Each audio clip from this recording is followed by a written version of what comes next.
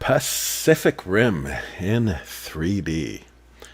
I've come across a lot of people who proclaim this as their favorite, the best 3D movie they've ever seen. And I've owned the Blu-ray for almost as long as I've owned a Blu-ray TV, which has been about 3 years now.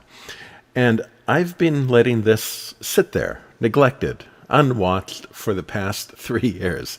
Despite all the proclamations that this was amazing, I just kind of zoned them all out and let this sit year after year, all alone and unloved. But wow, Pacific Rim. Where have you been all my life? This is a sweet, sweet experience. So, as of late, I've been reserving Wednesdays for a water-themed 3D movie, and this says Pacific, so I figured, there must be water in here somewhere, and so I chose it for today's Water Wednesday.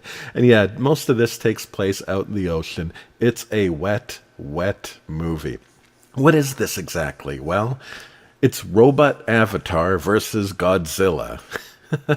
They even do the mind connection thing they do in Avatar. It's just with a robot instead. And what robots? Wow, they don't even bother much with missiles, preferring to box it out UFC style at every opportunity. This is just smash, smash, and smash. The 3D is often, though, very flat during these quick edited action sequences. Notice here, yet it's layered with this rain and various debris that pushes out nicely and creates the illusion that there's more depth than there often is.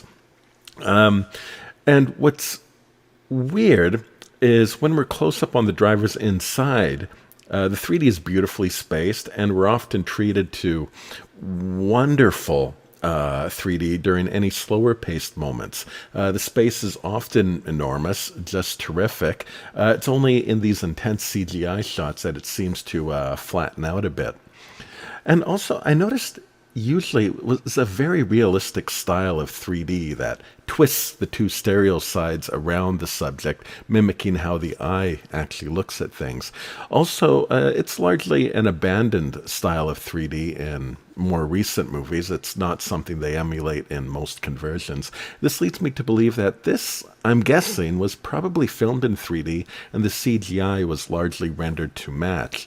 I'm saying this before I look up any information, so let's see if I'm right about that. Now, the mind meld aspect at first struck me as a weird thing to borrow from Avatar, especially the twist they gave it here, which is hastily explained in the first minutes of the movie. It seems the robots are too much for one person to connect their mind with, so they need two people to unite their minds to control the thing. Okay, seems like a lot of unnecessary premise for a robot fight movie. But there is something about having a team in the belly of these things that actually livens up the combat scene. It does have an elevating effect to the emotion. And I actually struggle to put my finger on exactly why that was. And what I think I came up with is, in life, I generally take my life for granted. If I have a passenger, I drive a little safer, but without one in the car, I might drive a little quicker and take chances I wouldn't normally take. I can live at home with unwashed dishes and clothes for days, but never if I expect someone over. That gets taken care of right away.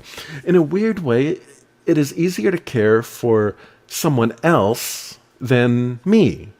And the duo team inside the robots kind of recreates that feeling of this fight isn't going to be just about me. So you're not allowed to sacrifice yourself because there's someone else you got to think of. And I think that actually really adds a lot of emotional power to the movie. Also, the pairing, especially of the two leads, who exist in two very different weight classes, and honestly, at first it felt ridiculous that they were trying to sell them as some kind of military partnership. But after a while, it started to feel very natural, kind of husband and wife-ish. And I began this movie had several paradoxical relationships, and I wonder if that's the theme here. Much of life exists in a paradox, so something about it all rang true. Not only the team inside the robot, but it was robot versus animal, and there's even a scientist duo. One was Mr. Math, the other Mr. Biology. Intelligence versus instinct, like an old boxer that has tattoos. His right hand, truth, and the left, mercy. Whack, whack. Truth, cold, hard, and calculating. Mercy wants to let go and let it all go, and yet neither side can really win. Life kind of exists between the two. Neither one does any good without the other.